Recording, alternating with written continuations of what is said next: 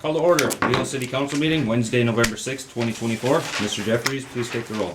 Councillor Hadrava is absent. Councillor Keeley? Here. Councillor Loeffler? Here. Councillor Towner? Here. Mayor Carter? Here. We have a quorum and we may conduct business. Thank you, sir. Apologies for the attire today, everybody. Long day. Please rise for the pledge. I pledge allegiance to the flag of the United States of America and to the republic for which it stands, one nation under God, indivisible, with liberty and justice for all.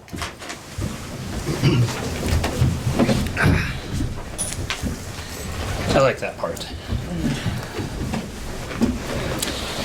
All right, Mr. Jeffries, any changes to the agenda as presented? No, there are not. Thank you, sir. Do we have a motion to approve the agenda? All motion. Thank you. Do we have a second? I'll second. Thank you. Any discussion? No discussion? Those in favor say aye. Aye. Those opposed? Agenda is approved. Moving on to reports from department heads. Mr. Jeffries. Thank you, Mayor Carter. John Jamnik, our city engineer, is here. John, is there anything you would like to update or brief the council on this evening? There's some agenda items I can comment on, otherwise Okay.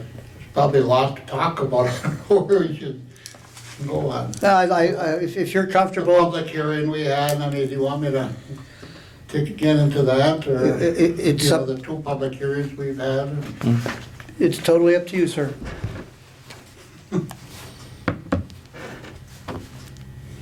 I mean, if you'd like to do it via agenda item, great. If you want to say some, it's, Let's go by the agenda item. right okay, now. sounds good? Okay. Then I'll give a very, very brief couple of items from my side of things. First of all, to everybody who had put in the effort, time, and everything for running for public office, thank you for your consideration of doing for your community and especially for Buhl here, the things you want to do. So I want to recognize on behalf of the city, everybody who has run for office. Secondly, would like to give an update on a recent item we've been talking about a little bit, which is across the street at the EMS, the alleged mold situation in the EMS building. At the last meeting, the understanding I had was to move forward with working on understanding, getting at, and/or alleviating any issues over there. So we came to an arrangement with Northeast Technical Services and their hazardous materials folks, and we had a visit this morning that was intended to be taking spore samples for determining whether or not there's mold issues in that building or not. And in a nutshell, the area that is most impacted in the building is four inches underwater. There's standing water on the floor in that area where there's a lot of old materials that are stored, let's say. So assessing the condition was actually fairly easy. Yes, there's obviously some mold growing on some boxes, briefcases, turnout gear, you know, things that are made up of paper or cloth or things that when it gets wet and harbored, they may create an environment where mold will grow. Very obvious. The determination was we don't need to take any samples, we know, and actually the immediate fix looks pretty easy. It's called clean it up. Get rid of the stuff and clean it up. I was able to get yet today here from Scott Seeley at MTS a quick report back from him, and I believe it echoes what it is I'm saying, which is step number one, drain the water somehow. I don't know if there's a floor drain that we don't know where it is and it's clogged, or if there's no floor drain, but get the place dry. Secondly, get rid of the materials that are affected. And it's recommended that, it's recommended to consider a specialty service company to do it. However, it is such a black and white issue, it seems, that we could do it ourselves. And I believe it's mentioned in here to have folks in to clean that room. All you'd need is an optional N95 mask. You don't need a cartridge mask by any means. There's no air quality issues other than mustiness that are of a real noted concern at the moment. But an N95 mask with nitrile gloves, protective rubber boots, clean the room, drain the water. I did notice that there might be a place where water might be entering the building near a big drain pipe, but it was just not able to go and see it closely at this point. And with the rain we had very recently, plus the humidity in there, plus the standing water on the ground, don't know if that water on the condensation on the piping is partially because of that or not. So there might be a leak to look into that's letting water into that room. And then after that's done, clean it. And that could be as very simple as just a trisodium phosphate solution, brush it. There's concrete floor, concrete walls, concrete ceiling. Hose it down, let it dry, keep it dry. So the biggest, I think, longer term suggestion for the building is to get some air moving in there. And that would include even where Essentia houses their vehicles. I mean, that garage area is got quite stale air in it, nothing's moving. So we'll put a big fan in just to move the air around. That would create a much more beneficial situation for the tenants as well as the building itself. So this is from like 2 o'clock today. We just did this morning. I guess the great news is it's easily identifiable and easily manageable should we choose how to go about it. But I just wanted to update you on that and give this to you to take a look at and consider, let's say for next meeting or down the road a bit, okay? So simple cleanup recommendation is just N95 mask, gloves, and boots. That's the recommendation. Good. Great. Then the last thing I just want to mention is we'll have this again at the next meeting, but RAMS, the Range Association of Municipalities and Schools, it's that time of year again for them to advertise potential openings on their board. The December 9th is the date that the board nominations will close. We'll have the next council meeting on November 19th, so there'll be plenty of time for anyone that may wish to consider applying for a position on the RAMS Board of Directors. And that would be all that I have, sir. Thank you. Sounds like that mold stuff isn't that big a deal. Well, it is, but Right, hopefully but that's Well, good. not easily remedied. Right, that's, Yeah. that's good. not as best- big a deal as it could be, That's the best I guess. outcome, yeah. All right. Good news. Moving on to citizens forum. Anybody wish to speak? Mayor Carter, we have a couple individuals signed up. Ted Kivy is first. Mr. Kivy, What's that? you wanted to speak? Yeah, I was gonna let Jim go first. Jim Matthews. Jim. The floor is yours. Congratulations also, sir. Thank you. I saw that the I&I was on the agenda, and I participated in the smoke testing as a, Thank you, sir. monitor. And I just wanted to make sure that what you discuss somehow includes the discovery during the smoke test that there's a large volume of water that's passing through the interceptor, the sewer interceptor that is closest to the water tower. And there was just an immediate assumption, not saying that it was correct, but there's a leak somewhere, and I'm wondering if anyone has investigated the source. Excellent. Mr. Jeffries will touch on that Well, under that agenda item, or can you Or- speak to it now? I can speak to it now. Okay. Thank you, Jim. Noticed by others as well, a constant flow. No, nothing that I know of yet has been looked at into that yet. However, it absolutely is something that should stay on the look into list. And I'll kind of mention the look into list when we take that under the agenda item. Excellent. Well, thank you, Jim. Thanks for being a part of that. Appreciate it.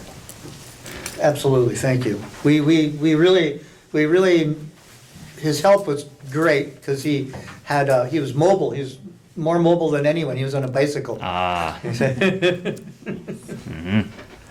Hello, sir. The floor is yours. I'm gonna bring up the water tower. From this report from EMI, Mm-hmm.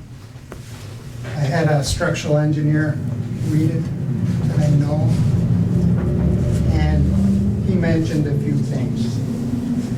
And I finally got him surrounded this morning at 7 o'clock, and we both went up and looked at the water tower. And a lot of what's on the report is correct. But the first words when we were looking at various things off the report, we looked at the C channels and the cross bracing that holds it together. Mm. And we looked up each leg except the fenced area one. We Not couldn't crawling even in. look.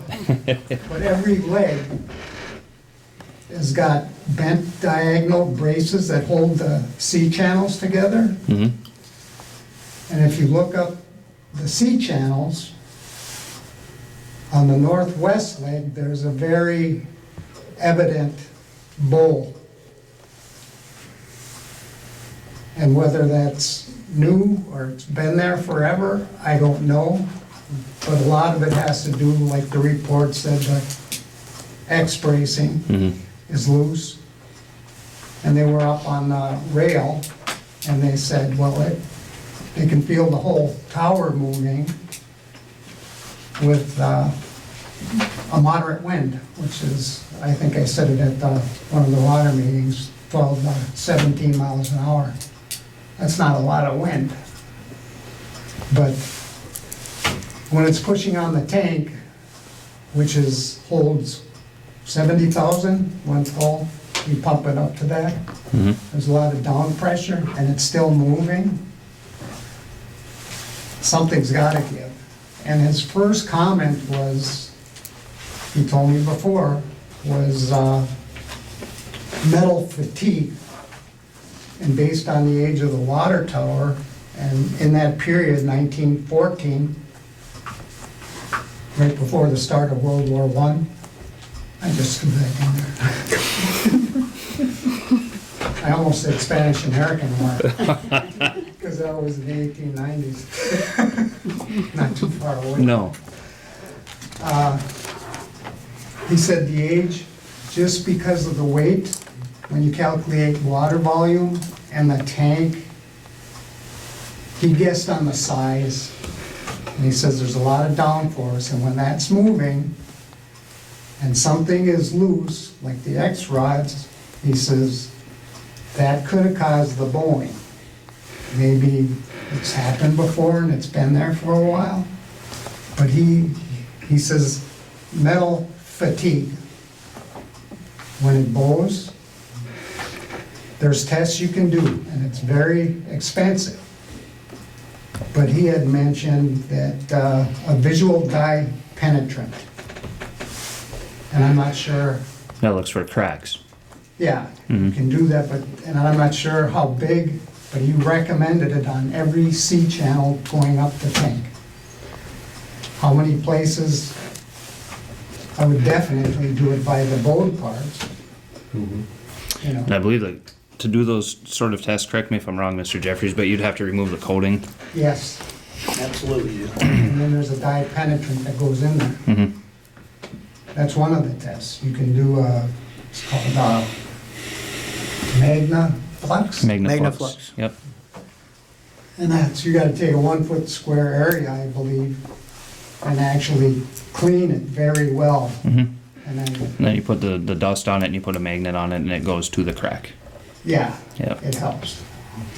But that's that's what I wanted to say. And I say this just because, there's all this talk about expanding the industrial park. What's Buhl's most valuable asset? Our water. I thought it was people. Well, the people, and then the water. People come Gotta take first. The water to Yeah, go It is. enough to. yes, sir. And that's always been council didn't go through this process for any other reason than it wants to put in the work correctly to serve the people we represent up here. You had mentioned That's it. before, this was early on, maybe it was this spring, to have a committee of citizens that explore all the different types of water towers to buy and refurbish. I'm not a fan of that, just because of the age of the structure. And refurbishing a tank gives you what? How many years? 30, 50? Yeah. That is what the recommendation, I think, from AMI.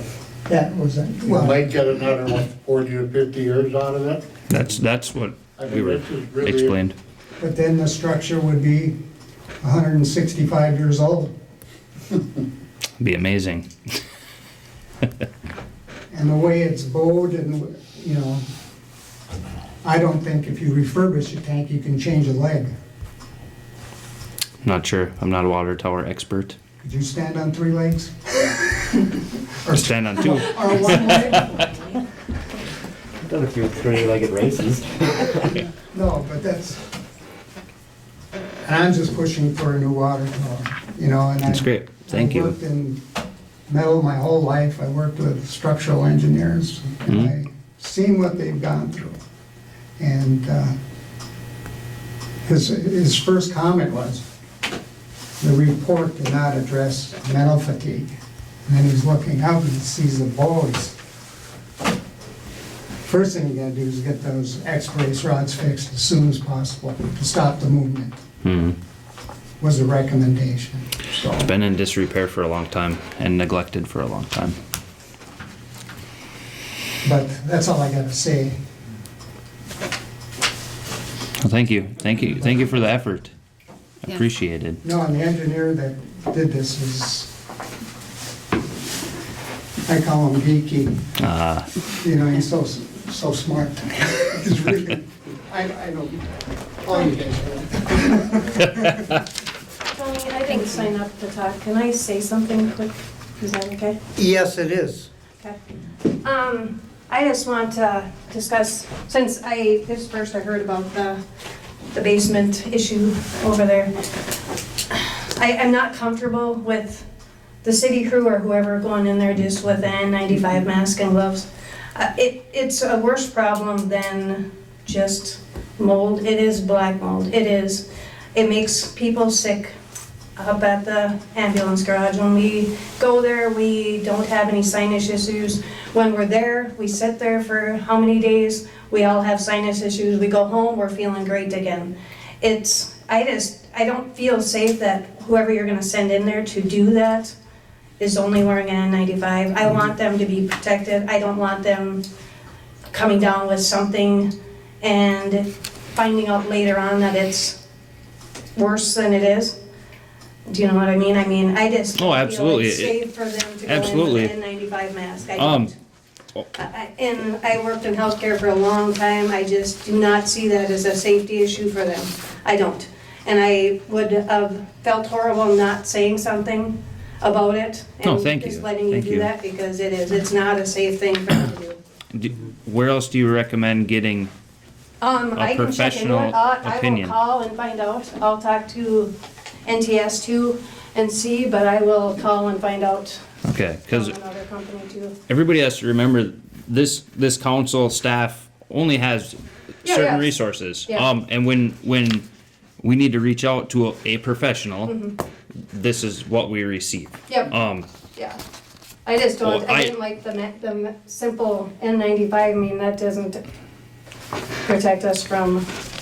But A lot I'm not of a things like professional, that. so I can't speak Yeah, on no, that. I'm not either with the mold part, but Yeah. the healthcare part, it's like, I just don't feel it's safe for our people to go in there and do anything with just those little minimal masks. Yeah, they don't stop spray paint or sawdust. I can tell No, you that much. that's what I'm saying, it's like, ooh, and I couldn't sit Would've been with spray that, because painting. that was gonna drive me crazy, so. Well, thank you. Yep.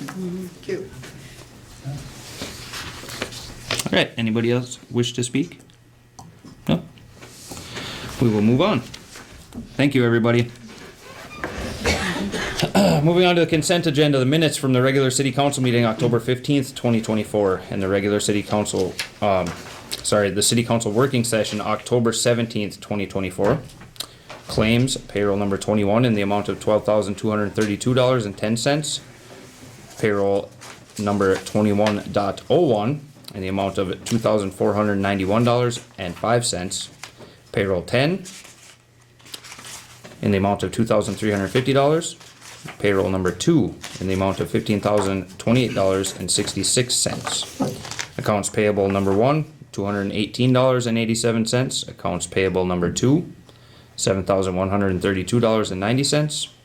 Accounts payable 3 in the amount of $38,561.53, for a total of $62,986.45. A motion. Thank you, sir.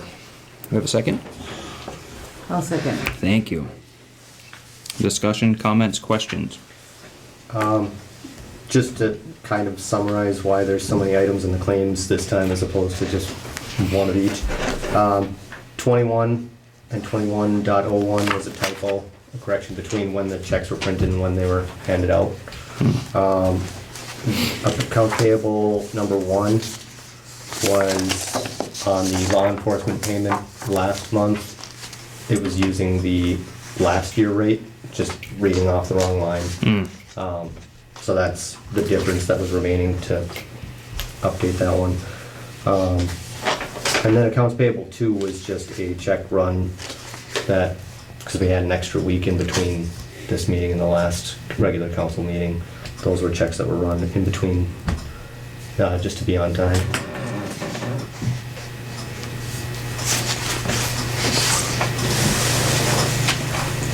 Thank you.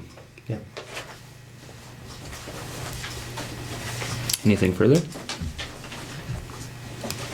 All right, with nothing more, those in favor say aye. Aye. Those opposed? Consent agenda is approved.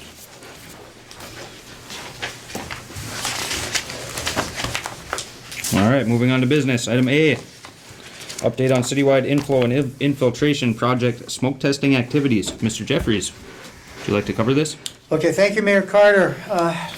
As we know, the city, as part of its wastewater inflow and infiltration, I&I, investigating activities, recently conducted and concluded smoke testing on the sanitary sewer collectors in the city as a portion of studying the deliverable flows to the city's wastewater treatment plant and facility at the Central Iron Range Sanitary Sewer District.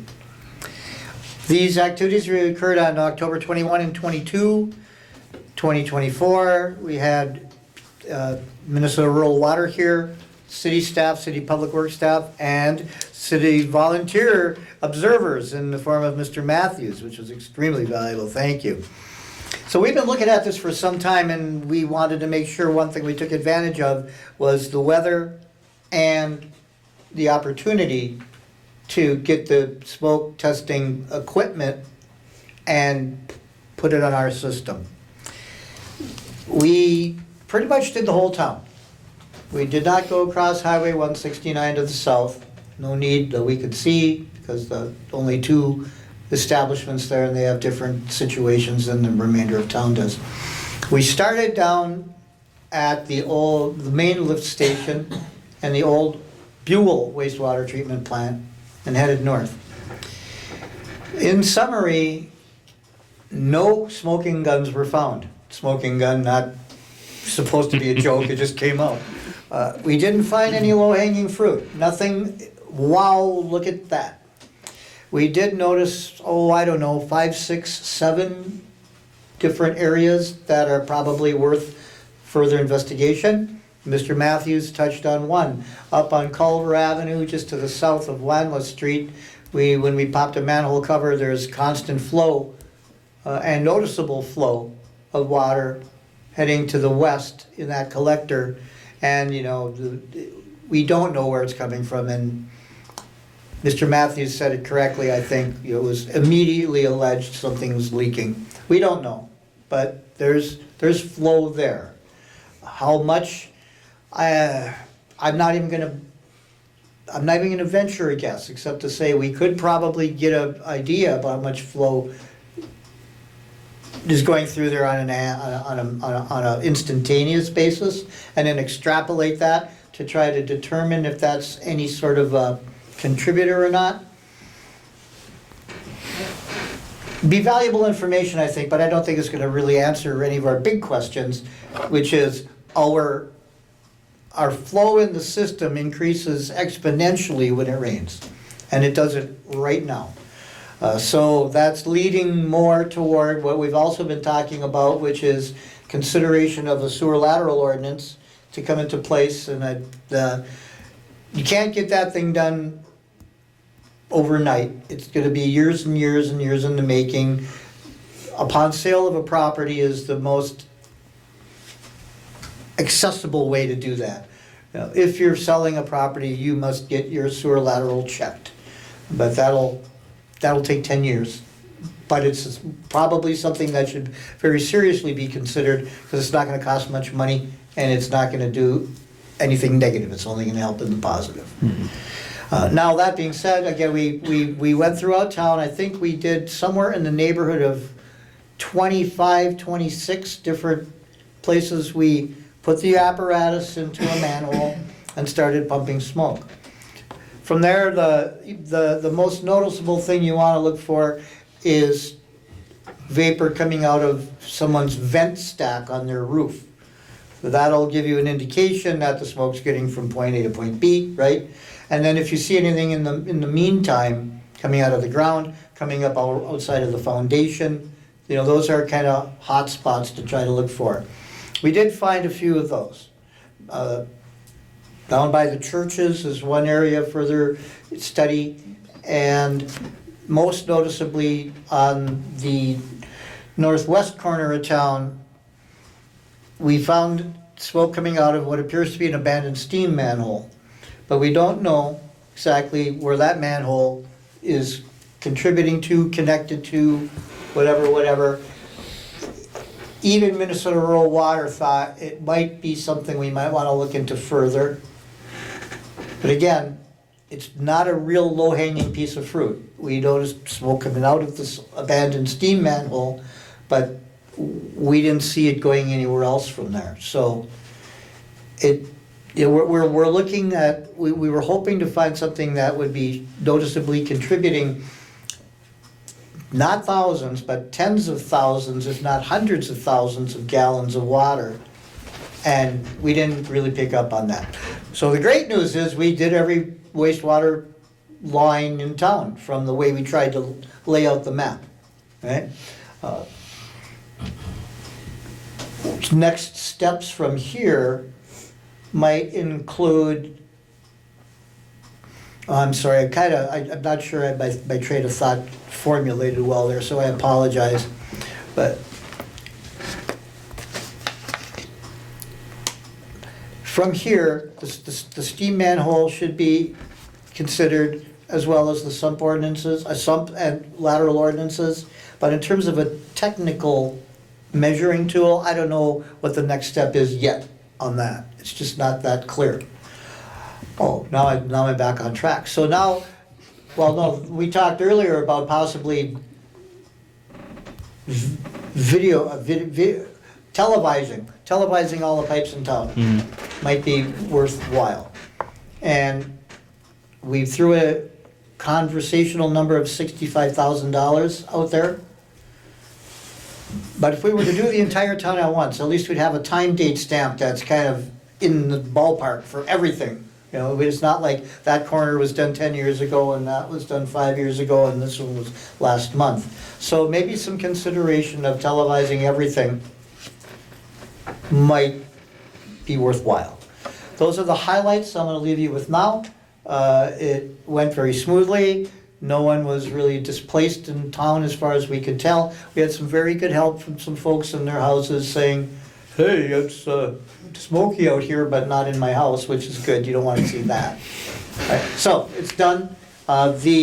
We got charged for 22 blocks at $55 a block, I believe. So Minnesota Rural Water charges, I believe, is $1,210 and change for that work.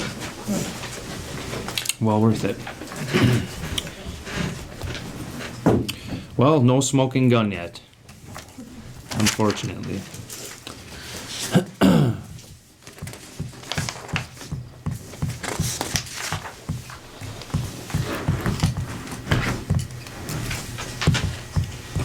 Still having a hard time with that.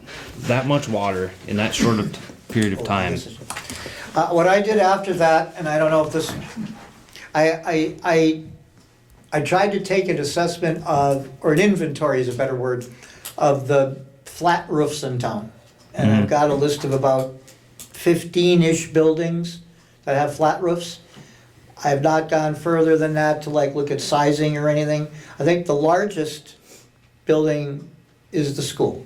I did have conversations with the owner of the school who agreed, who's got some opportunities to divert water in the complex. But he agreed that divert the water into the former swimming pool during a rain event rather than just let it drain. And I thought that was very nice of the owner of the school to be willing to do that. We could maybe just try to assess there. We got 1.5 inches of rain and we got X amount of gallons into the pool. Now, that water may not even go to the wastewater collector system. It may get returned to the former football field. But I have not had a chance, and no one else has been able to verify that, yes, in fact, it's an irrigating system for the football field. Off the roof of the school. Right. That makes sense. Yeah, it does. It'd be very intelligent. And if that is the case, and if that's functioning, Yep. you know, that's the largest flat roof in town. Yeah. Did they put a drain field when they re-roofed that? I've heard that. Yeah, 'cause But- they didn't want that water going in the sewer, so they had to make a drain field, so all that roof water goes in that drain field. That's what I heard, but no one even the owner of the school hasn't been able to prove that yet. I would say that was 10 years ago, whenever the roof was done. Yeah, that was funded by like IRRR, wasn't it? It was. So they'd probably have documentation. They of- may, right. But still, that school could get rained on 3 times over before it gets the quantity of water that we're seeing. I did do a really rough calculation for my own purposes, and I hate to throw any sort of number out there, but let me just say that it doesn't automatically not exclude it nor automatically include it. It could be, if in fact it is taking precipitation and putting it into our wastewater collectors, it could be a noticeable impact. Really? But I didn't double check my calcs, and so I don't want to throw a number out there and mislead anybody. Yeah, we won't do the math here. Yeah, okay? All right. So, thank you, sir. that's kind of update on that. Thank you. No smoking gun yet. We'll get there. All right, moving on. Item B. Consider scheduling city council meeting for canvassing election results for November 8th, 2024, 9:30 a.m. The city is the administrator of the state general election, which was conducted and held on Tuesday, November 5th, 24. As such, state statute requires that the city meet as a canvassing board and declare the results of the state and municipal general election between 3 and 10 days following open voting. Recommendation is to schedule it for Friday, November 8th, 9:30 a.m.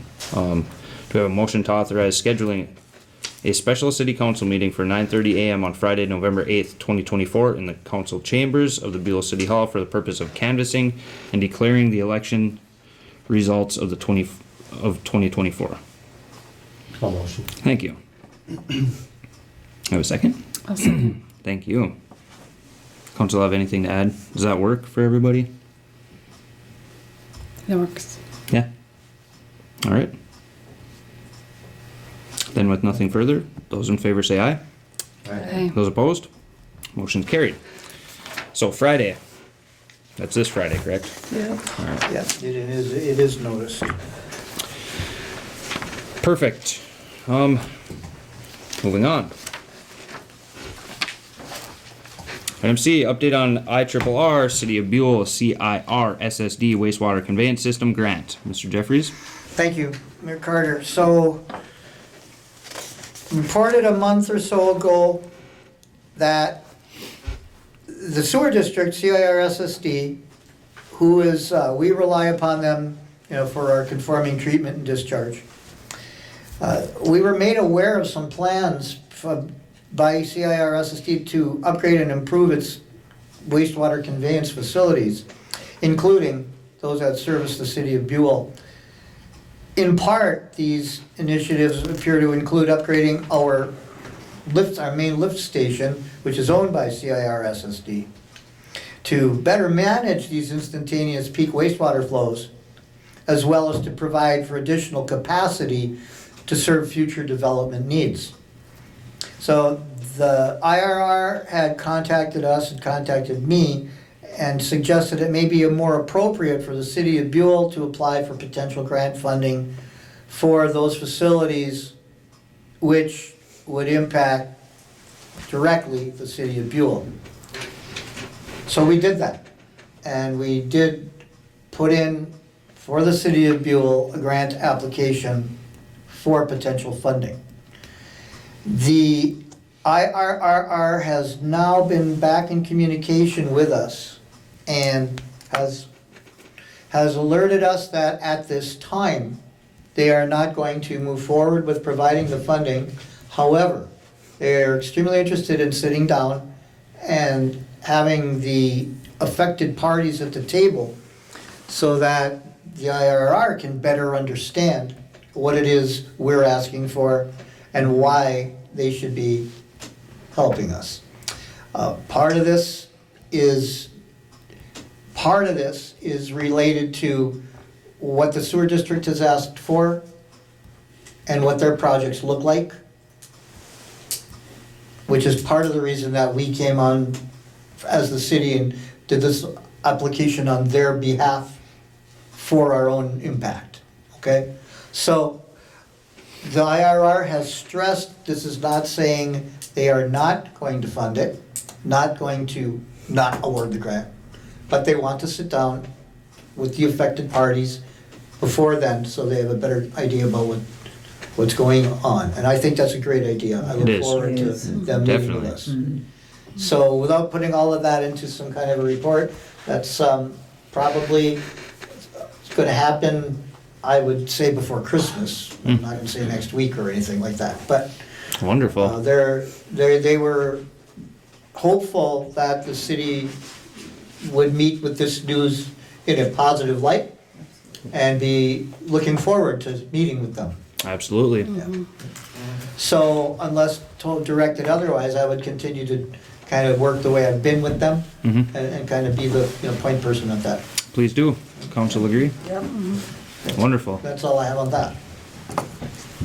Excellent. Building that relationship with the district and keeping the relationship with the IRRR is key. Thank you, sir. Moving on to item D. If I can get there, sorry everybody. Consider approving resolution 24-26 for the city to accept various donations for the City of Buhl 2024 Halloween event.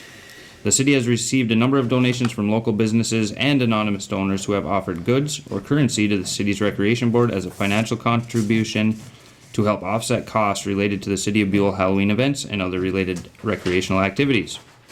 Specifically, the city has received from Mountain Iron Grill and Chill DQ. I've never heard it called that. 10 free Sunday coupons. Mountain Iron CEC Theater, 8 free movie ticket coupons. From Frito-Lay, 4 boxes of chips. From Walmart, $50 gift card. From L&M Supply, 12 boxes of popcorn. And 3 salts. Salt and popcorn. Ah, excellent. Sorry if I'm terrible with names. Sue Latendre. 2 containers of lemonade and cups. C&B Warehouse, boxes of candy. This one I'm somebody help me with. Amanda. Mr. Jeffries, you got that? I'd say Zakrajek. No, it's Zakrajsek. No, that got close. I'm sorry, I'm terrible with names. No, it's Zakrajsek. Okay. From Amanda, $14 cash. And for Boney's, 10 pounds of cookie dough. Wonderful. That's amazing.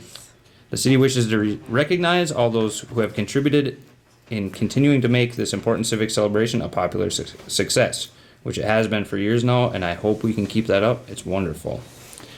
Do we have a motion to authorize the city to accept donations from several area businesses and anonymous donors to the city and its recreation board as financial contributions to help offset costs related to the City of Buhl Halloween events and other recreation-related activities, to execute Resolution 24-26 concerning the same, and to acknowledge these donations, with appreciation? I'll make that motion. Thank you. We have a second? I'll second. Thank you. Wonderful. Wonderful. 10 pounds of cookie dough. It went. Wonderful. Thank you to everybody. Yes. Everybody who works on that Halloween thing. It started as just a little get together, and it's become like a great thing for this town. So everybody who's involved, thank you. Yes. The kids love it. We'll throw a truck together or a trailer. My son will hop in there and his buddies come with, and we go in the parades and we throw candy, and that's memories for these kids that, I mean, that's the only way to make them. It's amazing. So thank you to everybody for that. That was a wonderful day. Yes. We have a motion and a second. Did we vote? No. Sorry, I was too busy It's a, talking. And it's a resolution. it's a resolution. It's a resolution. Excellent. All right, anything further, council? With nothing more, Mr. Jeffries, please take the roll. Counselor Keeley. Yes. Counselor Loeffler. Yes. Counselor Towner. Yes. Counselor Hadrava is absent. Mayor Carter. Yes. Motion carries 4-0 and so prevails. Thank you. Thank you, sir. Do it again. On to item E. Consider approving resolution 24-27 for the city to accept various donations for the recreation board. The city has received a number of donations from local businesses and anonymous donors who have offered goods or currency to the city's recreation board as a financial contribution to offset costs related to the City of Buhl civic events and other related recreational activities. Specifically, the city has received monetary donations from the following. How do you pronounce her last name? Zagance. Sorry, I'm terrible with names. Zagance Company, Just yell at me for always pronouncing it wrong. $100, and Mr. Michael Jugovich, $50. Thank you, guys. The city wishes to recognize all those who have contributed and continue to make the city's important civic and recreational initiatives a popular success. Do we have a motion to authorize the city to accept donations from the The gods. Zagance Company and Mr. Michael Jugovich to the city and its recreation board as financial contributions to help offset costs related to the City of Buhl civic and recreational programs, events, and other recreational activities, to execute Resolution 24-27 concerning the same, and to acknowledge these donations with great appreciation. I'll make the motion. Thank you. Have a second? I'll support. Thank you. Zagance. Yeah. I've seen it 100 times. I'm just terrible with names. Sorry. Thank you guys for the donations. Yes. That's wonderful. Yeah, they've always been very supportive of Yeah, always. several activities in Several. town. Yeah. Always. Yes. It's wonderful. This sounds awesome. All right, we have a motion and a second. Mr. Jeffries, anything further, council? Mr. Jeffries, please take the roll. Counselor Keeley. Yes. Counselor Loeffler. Yes. Counselor Towner. Yes. Counselor Hadrava is absent. Mayor Carter. Yes. Motion carries 4-0 and so prevails. Thank you, sir. Thank you for the donations. Wonderful. Moving on to item F. Update on civil defense siren status, Mr. Jeffries. Thank you, Mayor Carter. Well, here we are on the first Wednesday of the month. Anybody hear it today? Nope. No. However, we know a lot more than we did, believe it or not. It's quite the interesting little exercise. So I'll just give brief highlights. We've actually found some people who know about it. They are nowhere near Buhl, Minnesota, but they were here 10 plus years ago when it got put in. Apparently, this got put in with a series of about 13 total sirens around the range, and I think funding may have been acquired for that on a regional basis. And some, not the majority, but some of these sirens have been on preventative maintenance agreements since their installation. This one apparently never has been. It has been noticing turning in the past but making no sound, but it didn't turn before. We let the control center know that. They changed out some computer componentry.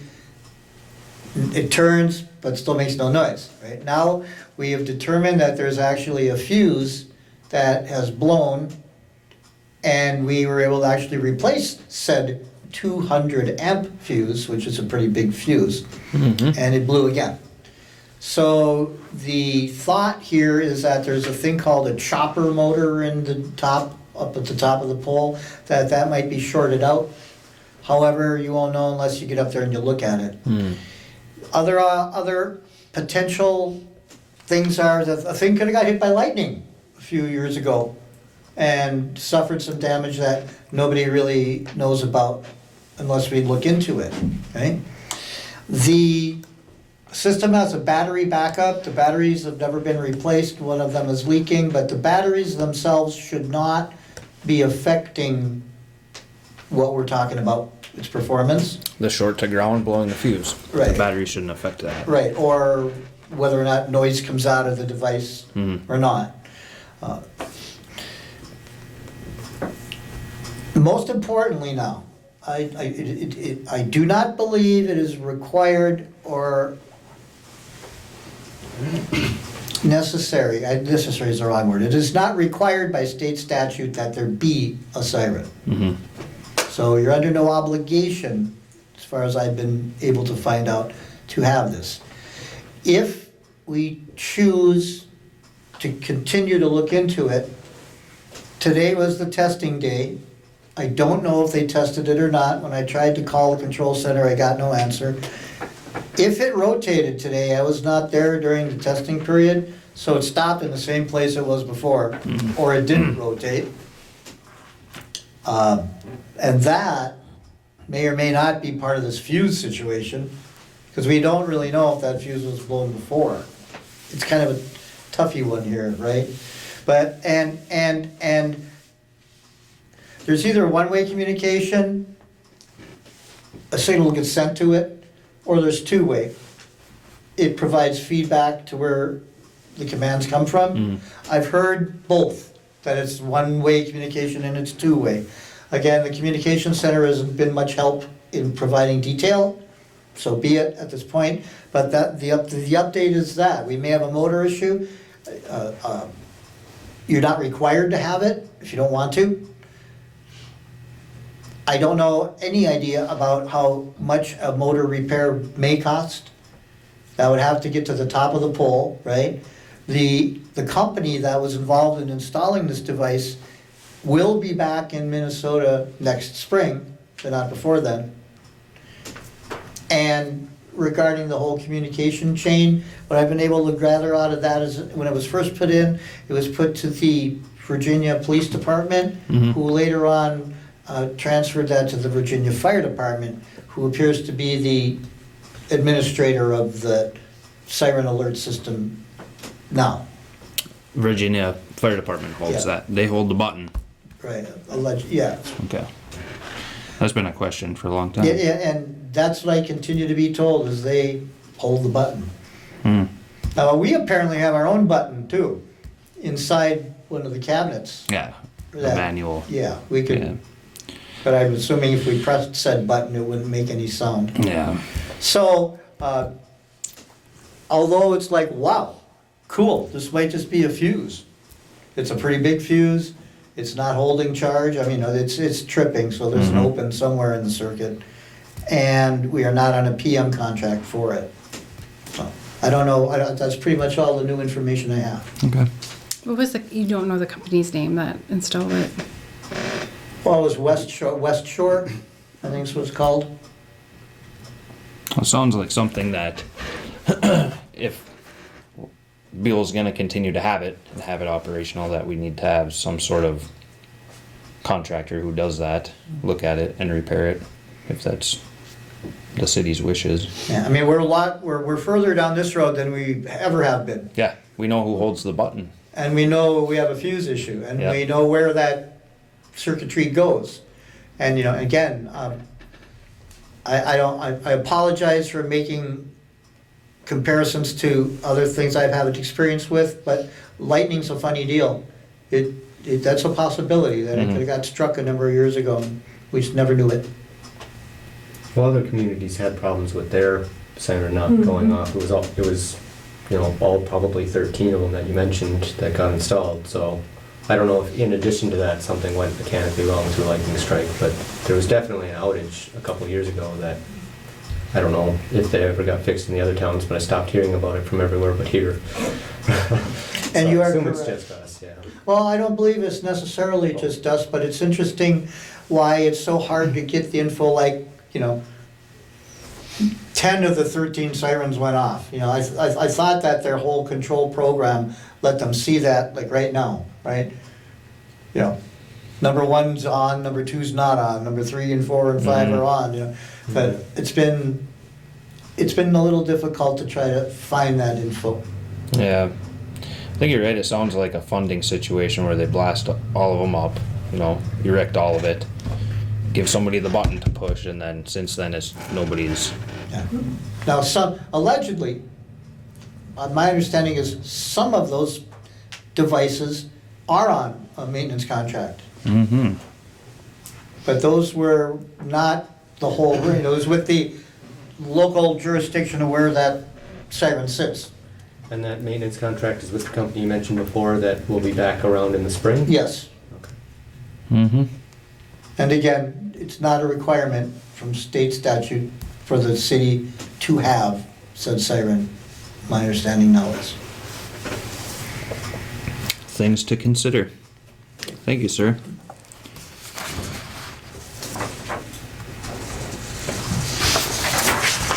All right, council, anything more on this?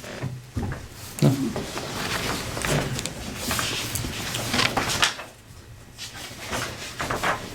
All right, moving on to item G. Consider joining the National Flood Insurance Program. The city has received communication from the Federal Emergency Management Agency, FEMA, that a revision to the countrywide flood insurance study, report, and flood insurance rate map has recently been completed. Although Buhl is unaffected by the updated flood hazard information presented in the report, the city does lie on one or more of the revised flood insurance rate map panels. FEMA wishes to stress that floods larger than the 1% annual chance do occur, and there's some indication that this is occurring with increasing frequency. As such, FEMA urges exercising care in evaluating new development with an eye on activities which could aggravate or create flooding problems. Additionally, FEMA notes that to date, Buhl has not joined the National Flood Insurance Program and encourages the city's consideration of the same. Since the city is unaffected by these revisions, it is unclear what benefit, if any, the city would receive by joining the National Flood Insurance Program. Of course they would. We have a motion for the city of Buhl to not join the National Flood Insurance Program at this time. I think we do need to research it more, so, Yeah. yeah. I guess knowing what the cost would be, if any, obviously would, I mean, I don't know how we can really decide without that. We can't Yeah. decide. You have to make a recommendation right now, or can we just, I mean, is that a requirement? Not at all. I don't believe, obviously, there's no cost estimates, otherwise I would have given you some Right, idea. right. But if you join it, right, then that would make flood insurance coverage available on a voluntary basis to citizens in the community.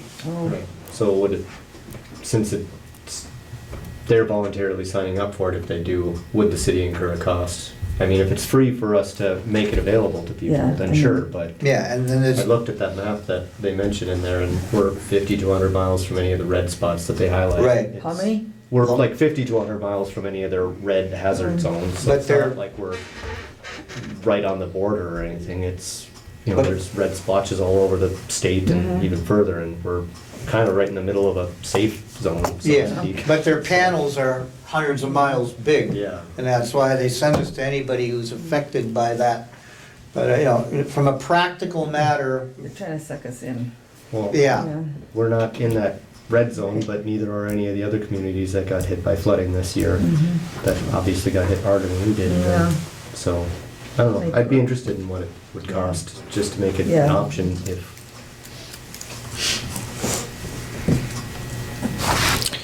So by joining that, if I live in the city of Buhl, I can go get flood insurance.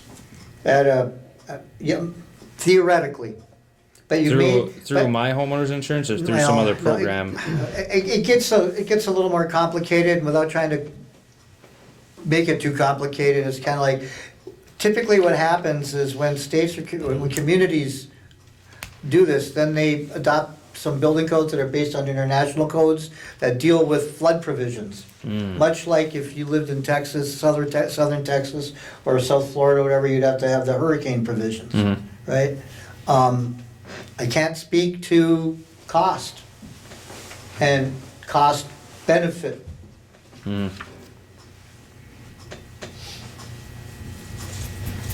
All right.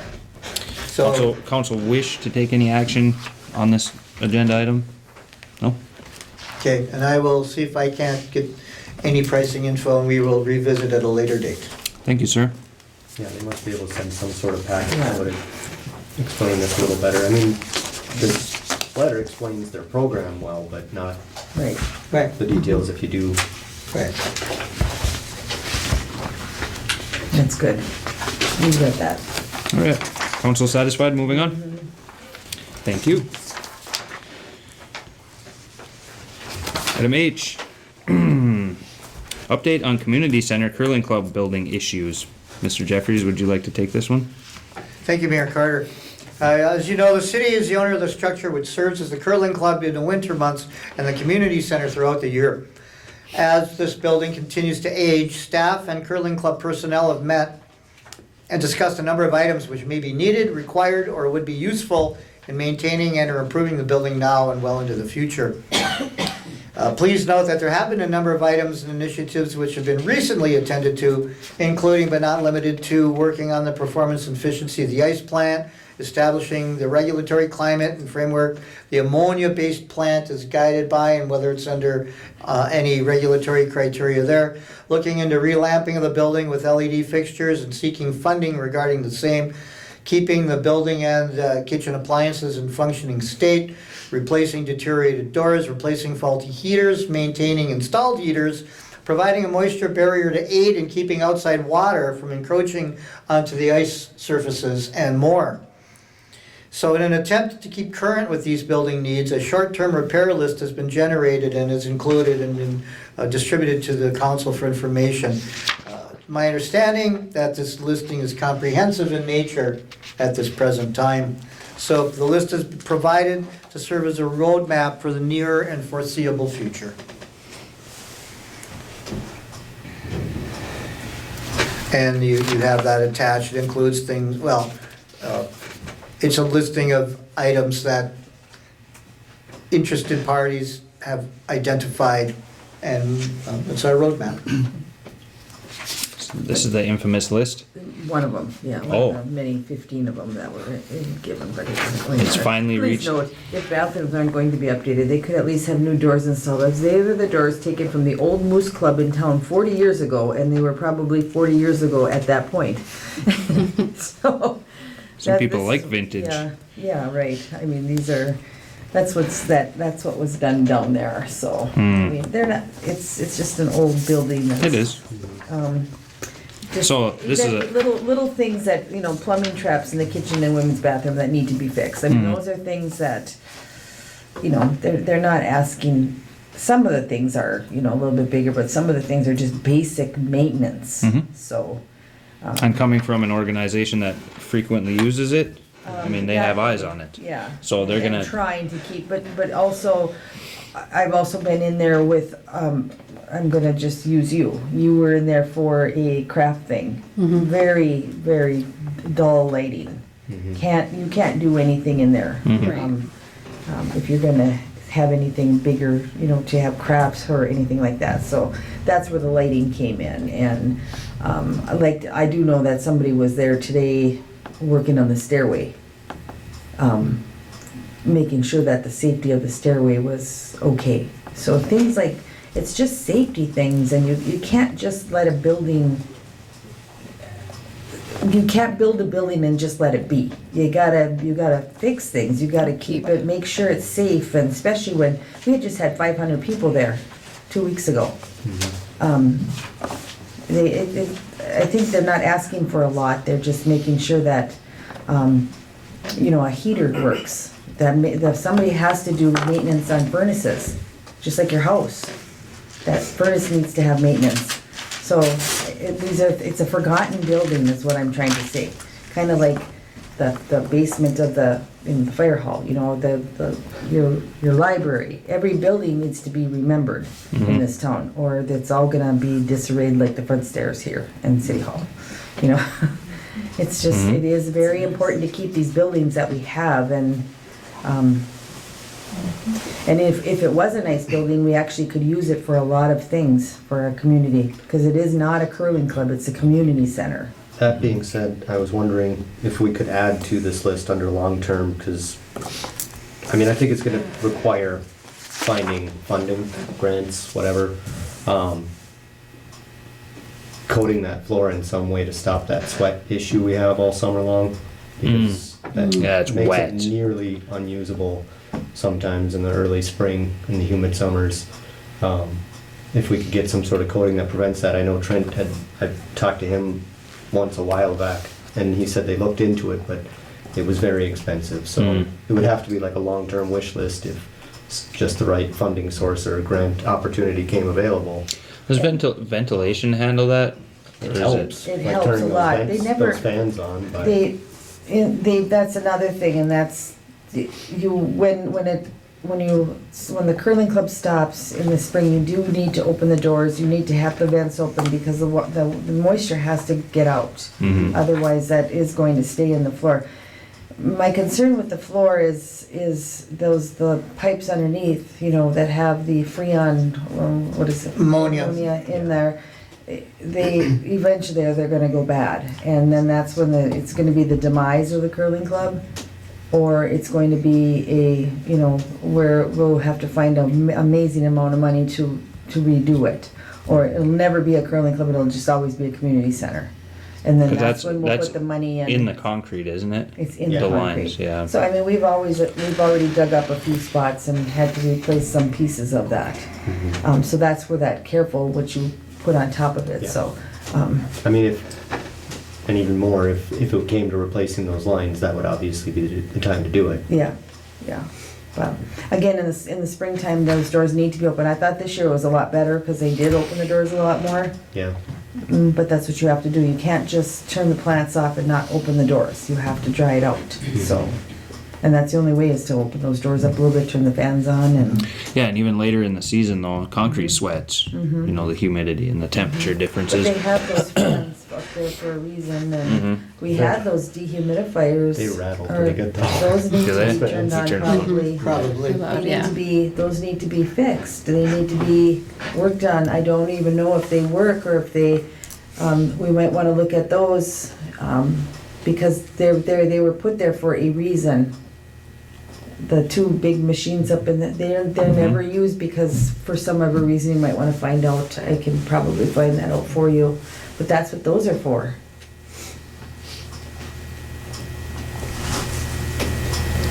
And they don't even work, so I don't even think they're hooked up. That would probably cause them to not work. That would be, but there's, yeah, it's a personal issue, so. Seems to be a lot of running it into the ground around here. Yeah, but this is why these neat things that come out now. Yes, well, I've heard a lot about this infamous list, and it has finally reached council chambers. Again. Not the first Again? time- Not the first time it's reached Oh, council chamber. that's the first time I've seen it that I can remember. So, we have it, we can work on it, correct? With whatever resources we have. Especially when it comes to safety stuff, that's priority, obviously. Well, hopefully they can be, a few of these could be crossed off, like, you know, you said they were checking the stairs, and like you Yeah, said, maybe it doesn't it need was- work, it but was- we just need to know. They're okay. They were fixed. They were checked Good. in good shape and. All right. Anything further? Moving on. Item I. Our final item. Notice of Range Association of Municipalities and Schools Annual Dinner. RAMS was created in 1939 by the joining together of the Range Civics Association and the Range Municipalities Committee to promote legislation beneficial to its membership. The main functions of RAMS is to monitor proposed state and federal legislation and determine how it may affect association member units of government. The Range Association of Municipalities and Schools works closely with the Iron Range Delegation, the Iron Range Resources and Rehabilitation Board, and area economic development entities to further community development and quality of life for all member units. The city is a longtime member of this organization, as are most cities, townships, and school districts throughout the Iron Range. RAMS has announced notice of its 2024 annual meeting. Please note the following. The meeting will be held December 19th, 2024, beginning at 5 p.m. at the Iron Trail Motors Event Center located in Virginia. Members, sponsors, and invited guests are welcome at this meeting. Here we go with names again. Dr. Rolf Weberg of Natural Resource Research Institute will deliver the keynote address, telling our story, the role of the Iron Range in Minnesota's bright future. I love keynote speakers, especially when they're motivated. It's fun. 5 o'clock. All right, again, the RAMS meeting will be December 19th, 2024, beginning at 5 p.m. at the IMEC, located in Virginia. We just let you know. Let you know. Yeah. Good place to network with other individuals. I'm gonna go. I would like to go, but I'm not sure. I'll have to check my get home. I'll email you if Oh, RSVP is required by December 9th. Keep that in mind. All right. With council's permission, moving on. Other business. Do we have any other business? We do not. Thank you. Now we're on to councilors' comments. I will just take this time to thank all our election judges for the job they did on Tuesday night, last night, and I think all you guys do a great job, and everyone else should give it a try. And then I do want to congratulate our new mayor and our 2 council people. Welcome back, and that's about all I have. I'm so tired just. No, thank you too. Your work with elections over in neighboring city. I mean, that's all a big process. That's a lot of It's a work. great thing to be involved in, it Yep. really is. And most people don't understand the effort there. The time and effort that It's goes huge. into it. Tony Huge. and Diana too. You guys are behind the scenes and nobody knows what goes on behind the scenes. It's a lot, Has a huge effort. so thank you all. Yeah, think about it.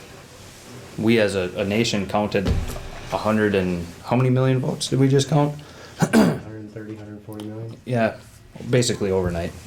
That's pretty impressive. Sorry, I'm in on Counselor's comments. No, it's okay. Job well done. Yes. Yes. Definitely.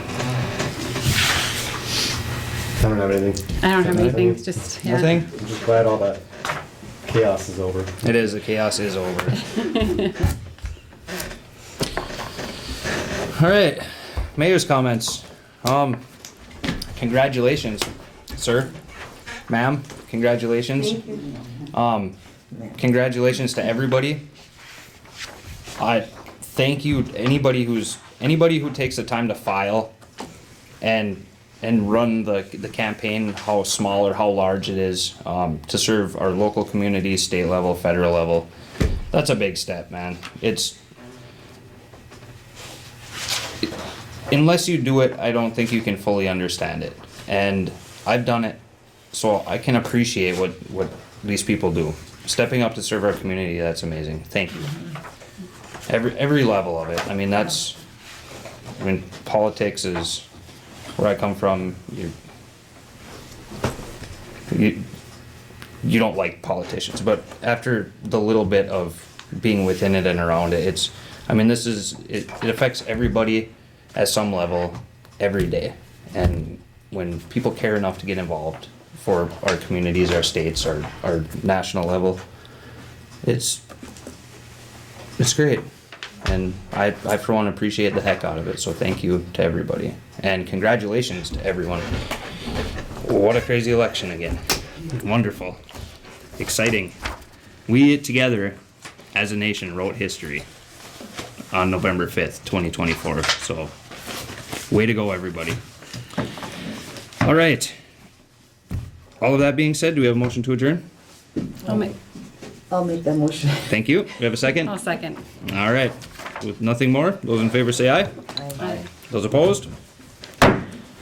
Meeting adjourned, 7:46.